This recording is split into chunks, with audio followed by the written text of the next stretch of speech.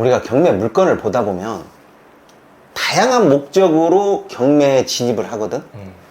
그런데 가끔은 말이야, 이 경매 물건의 그 자체의 목적보다는 다른 곳에 소위 말하는 떡고물에 관심이 큰 그런 물건이 있어.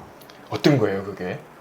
다 알잖아. 뭐 보상을 노리고 아니면 어떤 개발 호재를 노리고 이런 식으로 해서 경매 물건에 진입하는 물건들이 있는데, 이게 잘 알아보면 좋은데 잘 알아보지 못했을 경우에는 곧바로 손실과 직결돼. 그렇죠. 오늘은 그런 물건을 한번 가지고 왔는데, 이 물건이 왜 이렇게 됐냐라고 하는 곳에 좀 포커스를 맞춰서 보시기 바랍니다. 같이 물건을 보도록 하겠습니다. 2022 타경 58935 물건이고요. 소재지는 경기도 화성시 매송면 어천리입니다. 핫한 곳이네요, 화성. 또 매송이니까 또 수원 쪽과 가까운 곳이죠, 매송이면. 그리고 용도는 전 농지이고요. 면적이 497평. 감정가가 6억 8,500만 원 정도였는데, 최저가가 이상하게 85%네요. 한번 만약에 유찰됐다고 하면 70%부터 시작하는 거 아닌가요? 그렇지. 그런데 여기 최저가가 85%로 5억 8,200으로 진행이 되고 있습니다. 그런데 여기 길 현황을 보니까 이미 한번 매각이 됐어요. 8월 9일에 매각이 됐는데, 이때 6억 8,500 감정가에 10명이 입찰해서 9억 3,500, 136%에 낙찰이 됐고, 2등도 8억 7천 정도로 꽤 많이 썼거든요, 감정가 이상으로. 여기까지만 딱 놓고 보면 괜찮은 물건이야. 말 그대로 감정가보다는 저평가된 물건이기 때문에 실권에 들어와서 내가 뭔가를 해보겠다 이렇게 생각하는 물건이 딱 맞는데, 문제는 뚜껑을 까놓고 보니까 그렇게 되지 않는다라는 거지. 그렇죠. 그래서 그 이후로 어찌된 일인지 매각 허가 결정기일에 허가가 됐는데, 또 그 이후로 허가 취소가 됐어요. 허가 취소가 됐기 때문에 다시 재매각이 돼서 물건이 다시 경매에 나왔는데, 이때는 감정 금액이 5억 8,200으로 시작을 했어요. 그러니까 처음 감정했던 이 6억 8,500에서 한 1억 정도가 감해져서 다시 나오게 된 거죠. 자, 그러면 1억 정도 감해져서 나왔다라고 하면 처음에 입찰했던 10명 다시 입찰할까? 쉽게 못할 것 같은데요. 나 같아도 쉽게 입찰을 못해. 저 사람이 뭐 때문에 한번 허가가 취소됐을까? 이 부분도 한번 되짚어 봐야 되는 그런 물건인 것 같습니다. 그렇죠. 자, 이게 물건 송달 내역인데요. 8월 14일에 최고가 매수 신고인이 서류를 열람 한번 했고, 그리고 바로 매각 불허가 신청서를 제출했습니다. 그러니까 낙찰가가 마음에 안 들었다는 거죠. 이 물건은 내가 알아본 바로는 보상 토지야. 말 그대로 땅에 가치가 있다라기보다는 개발 호재로 인해서 보상금이 딱 나오게끔 정해진 물건이야. 아마 저 10명도 다 이런 사실을 알고 입찰을 했어. 그렇겠죠. 그런데 낙찰 받고 열람을 해보니까 내가 원하는 만큼의 보상금이 아닌 거야. 자, 이렇게 되면 어떻게 해야 돼? 어떻게든 불허가를 내서 보증금을 찾아와야죠. 딱 저 수준이 되는 거야. 그렇죠. 그래서 매각 불허가 신청서를 제출을 했는데, 그래도 불허가가 난 것 같아요.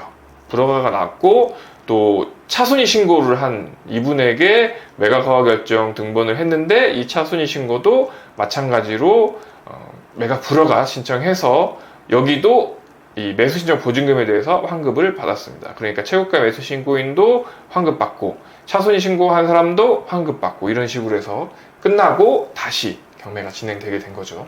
보통 우리가 차순위 신고하세요, 차순위 신고하세요, 뭐 이렇게 법원에서 많이 얘기하잖아. 네. 근데 차순위를 신고해서 낙찰자가 미납했다, 아니면 허가가 취소됐다, 그 상황에서 차순위가 낙찰자로 선정이 된다?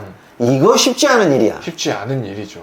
그리고 자기 차례가 됐을 때 얼씨구나 하는 사람들보다는 왜 미납했을까?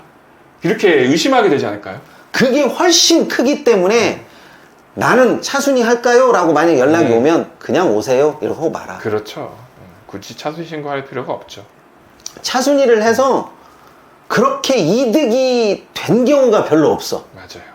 자, 처음에는 감정이 토지만 8억 6,500 정도의 감정이 됐는데 제시회가 있네요. 제시회가 1억 3천이나 있어요. 근데 이 1억 3천 제시회가 뭐냐면 여기 보시면 제시회가 소나무가 약 1,003주가 심어져 있다는 거죠. 이게 1억 3천 정도 되는 겁니다.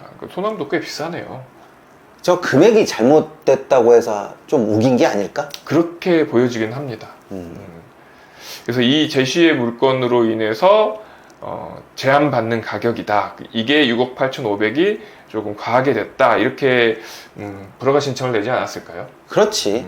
그런 식으로 해서 이게 받아들여졌기 때문에 지금 이번 회차에 진행되는 거는 이 감정 가격의 85%로 진행되고 있는 것 같습니다.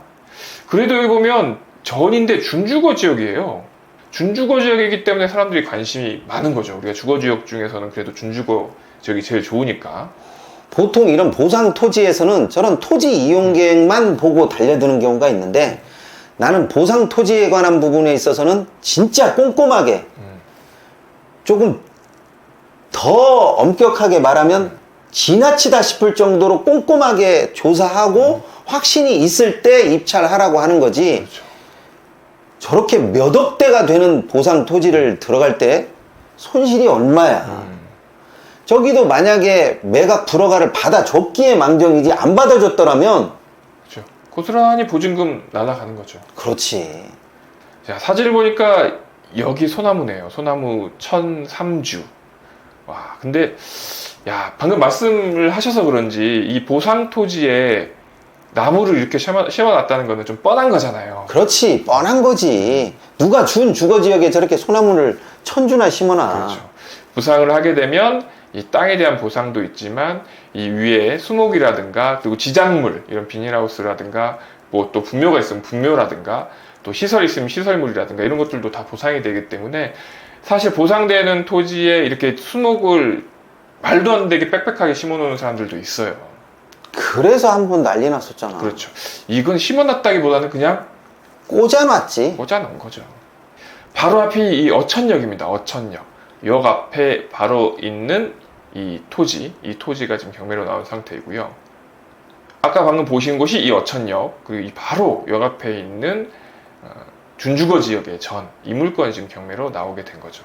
우리가 저렇게 역세권이라고는 하지만 역 앞에 있는 거하고 역 뒤에 있는 거하고는 완전히 차이가 나. 그렇죠. 그래서 이거는 역 앞에 있다라기보다는 사실상 역 뒤쪽에 해당되기 때문에 어떤 개발 가치 측면으로 봤을 때는 앞쪽보다 현격하게 가치가 떨어져. 그렇죠. 아마 그런 부분 때문에 그렇게 되지 않았나 싶은 생각이 들어. 자, 현황도로가 이렇게 노란색으로 있고, 그리고 이 앞에 있는 땅이니까 도로는 접해 있는데 사실상 방금 말씀하셨듯이 역 뒤쪽에 있는 또 여기가 주차장 용지더라고요. 아이고. 그렇기 때문에 가치가 좀 많이 떨어지죠.